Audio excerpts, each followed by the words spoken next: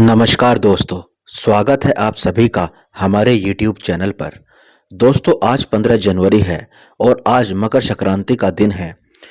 दोस्तों धार्मिक मान्यता है कि मकर संक्रांति के दिन देव धरती पर अवतरित होते हैं और इस दिन अधर्म का नाश होता है और प्रकाश का आगमन होता है और आज का दिन बहुत शुभ माना जाता है। दोस्तों आज ही के दिन सूर्य भगवान धनु राशि को छोड़कर मकर राशि में प्रवेश करते हैं, इसीलिए इस दिन को मकर संक्रांति के रूप में मनाया जाता है। संपूर्ण भारत में मकर संक्रांति का पर्व बहुत धूमधाम से मनाया जाता है और बहुत से लोग आज के दिन बहुत बड़े बड़े उपाय करते हैं क्योंकि यह दिन बहुत खास होता है। दोस्तों आज के दिन किए गए उपायों में हमारी जन्म जन्म की गरीबी मिट सकती है, सारे कष्ट मिट जाते हैं और आज की इस वीडियो में मैं आपको ऐसे उपाय बताने वाला हूं, अगर आपने वो कर लिए तो आपके सारे कष्ट मिट जाएंगे, धन का आगमन पूरे साल बना रहेगा, व्यापार में और नौकरी में तरक्की जरूर होगी। तो इस वीडियो को बहुत ध्यान से सुनिएगा। दोस्तों मकर संक्रांति के दिन माता लक्ष्मी की पूजा होती है, भगवान विष्णु की पूजा होती है, भगवान सूर्य भगवान शनिदेव की पूजा होती है। दोस्तों कहते हैं कि आज ही के दिन भगवान श्री राम ने भी पतंग उड़ाई थी, इसीलिए आज के दिन लोग पतंग भी उड़ाते हैं। दोस्तों कहते हैं मकर संक्रांति के दिन ही गंगा मैया भी धरती पर अवतरित हुई थी। मतलब कहने की बात यह है कि मकर संक्रांति का दिन बहुत खास होता है, यह बहुत शुभ दिन है और बहुत कल्याणकारी भी है।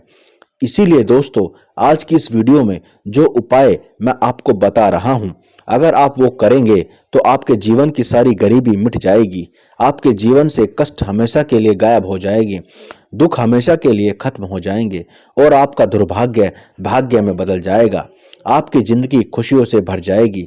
इसीलिए दोस्तों अगर आप चाहते हैं माता लक्ष्मी और भगवान विष्णु का आशीर्वाद आपको मिले तो कमेंट में जरूर लिखें माता लक्ष्मी की जय।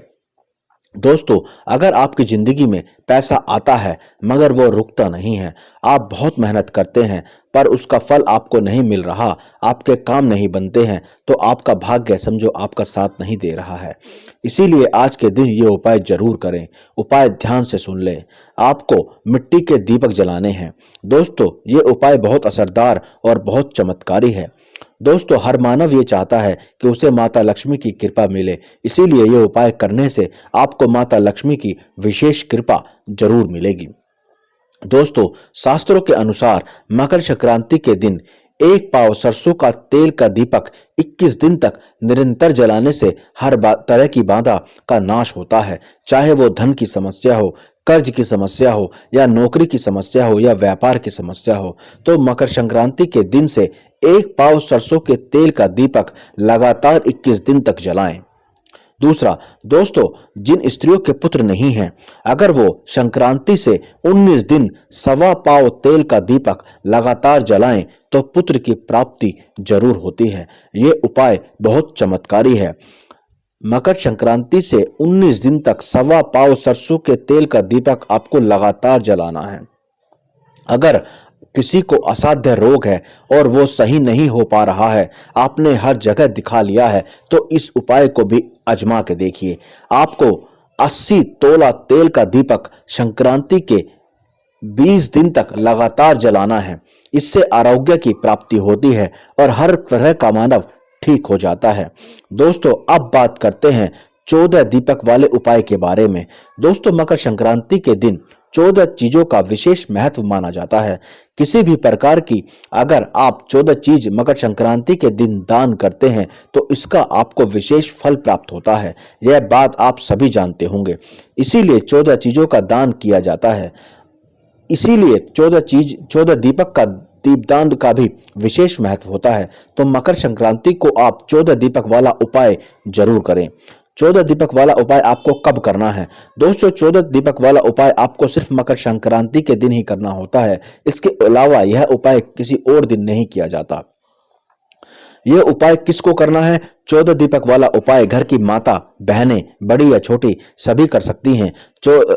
अब 14 दीपक वाले उपाय किस समय करना है यह भी बहुत लोग जानना चाहते होंगे। दोस्तों 14 दीपक वाला उपाय मकर संक्रांति के दिन पूरे दिन में कभी भी कर सकते हैं। प्रदोष काल में या शाम के समय भी यह उपाय किया जा सकता है, रात के समय भी किया जा सकता है। आपको 14 दीपक किस चीज के लेने हैं? आपको 14 दीपक मिट्टी के लेने हैं। अगर मिट्टी के नए दीपक ना हो तो आप पुराने दीपकों को साफ करके भी प्रयोग में ले सकते हैं। उसके बाद में अगर आपके पास मिट्टी के दीपक हैं ही नहीं तो उस जगह पर आप आटे के दीपक तैयार कर सकते हैं।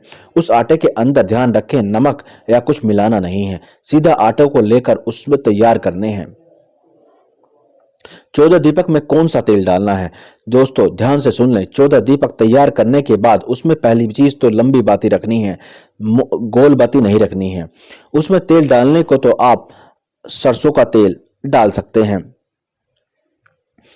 अगर आपके पास सरसों का तेल रखा हुआ है तो आप इन 14 दीपक के अंदर तिल का तेल भी डाल सकते हैं। इसके अलावा आप घी भी डाल सकते हैं। पर बात ध्यान रखने की यह है कि अगर आप सरसों का तेल या घी डाल रहे हैं तो उसमें कुछ काले तिल के दाने आप इन दीपकों के अंदर डाल लेना। और अगर आप तिल का तेल उपयोग कर रहे हैं तो आप काले तेल के अंदर तिल डालने की जरूरत नहीं पड़ती है। 14 दीपक के अंदर एक ही तरीके का तेल डलेगा। अब आपकी मर्जी है कि आपके पास कौन सा तेल आसानी से मिल जाएगा, वह तेल आप इस उपयोग में प्रयोग कर सकते हैं। दोस्तों 14 दीपक आपको कहां कहां पर रखने हैं ये आप विशेष कर ध्यान से सुन लीजिए। जैसे ही आपकी पूजा की थाली अपने घर के मंदिर में जलाकर तैयार कर लेते हैं, उसके बाद में अब आपको यह 14 दीपक 14 अलग अलग जगह पर जलाने हैं। पहला दीपक आप अपने घर के मंदिर में ही जलाएंगे, जहां पर आपके लड्डू गोपाल जी विराजमान हो या आपके भगवान विराजमान हो। तो दोस्तों अब दीपक जलाते समय आपको थोड़े चावल या थोड़े फूल भी भगवान को अर्पित करने हैं और भगवान से अपनी जो भी मनोकामना हो, दीपक जलाते समय आपको भगवान से हाथ जोड़कर अपनी विनती मांगनी है, आपकी मनोकामना मांगनी है। दूसरा दीपक आप अपनी थाली को सीधे ले जाकर तुलसी मैया के पास जाएंगे और दूसरा दीपक वहां रख देंगे। तीसरा दीपक आप अपने रसोई में घर में रखेंगे जहां पर आप भोजन बनाते हैं। चौथा दीपक आप अपने पितरों के लिए रखेंगे, जिसकी बाती का मुख दक्षिण दिशा की तरफ होना चाहिए या दक्षिण दिशा में आपको यह पितरों वाला दीपक रखना है। पांचवा दीपक आपको अपने घर की चौखट पर रखना है, जो चौखट आपके मुख्य दरवाजे पर बनी हो। छठवां दीपक आपको किसी भी नदी, तालाब या सरोवर के पास जाकर जलाना है। अगर आप इस छठवें वाले दीपक को कहीं बाहर जलाना चाहते हैं तो किसी घर के एक थाली लीजिए, उस थाली के अंदर शुद्ध जल भर लीजिए और उस जल के अंदर थोड़ा सा गंगा जल मिला लीजिए और अपना वह छठवां दीपक इस थाली के अंदर जल में बिल्कुल बीचों बीच रख के जला दीजिए। सातवां दीपक अब आपको अपने घर के पास में जो भी बड़ का पेड़ या बेलपत्री का पेड़ हो वहां पर जाकर जला देना है। आठवां दीपक आपको अपने घर के पास जो पीपल का पेड़ हो वहां पर जाकर जला देना है। नौवां दीपक आपके घर के पास जो आंवले का पेड़ हो वहां पर जाकर जला देना है। 10वां दीपक आपको शमी के पेड़ के नीचे जाकर जला देना है। 11वां दीपक आपको बड़ या वट वृक्ष के नीचे जाकर जला देना है। 12वां दीपक आपको भगवान शिव के मंदिर के पास जाकर जलाना है। 13वां दीपक आपको किसी भी यज्ञशाला में जाकर जलाना है जहां पर यज्ञ कुंड बना हो या यज्ञ होता हो। 14वां दीपक आपको गौशाला में जाकर जलाना है जहां पर गाय बनती हो या गायें रहती हो, आप वहां पर 14वां दीपक जला सकते हैं। दोस्तों यहाँ पर यह 14 दीपक वाला उपाय आपका पूरा हो जाता है। जब भी आप इन दीपकों को जलाएं तो भगवान से प्रार्थना करें, क्योंकि मकर संक्रांति के दिन 14 दिन का दान करने का विशेष महत्व है और यह हम 14 दीपक वाला उपाय कर रहे हैं। यह भी 14 दीपदान का ही उपाय है। दोस्तों यह बहुत विशेष उपाय है, बहुत कल्याणकारी उपाय है। इसे बहुत लोगों ने किया है, बहुत लोगों ने आजमाया है और उनकी इच्छा पूरी हुई है। पूरे साल उनका धन की समस्या दूर हुई है और धन का आगमन हुआ है। तो इस उपाय को हल्के में बिल्कुल भी ना लें। इसीलिए दोस्तों इसको उपाय को जल्दी से जल्दी करें। मैंने यह वीडियो बहुत जल्दबाजी में बनाई है जिससे कि आप यह उपाय कर सकें।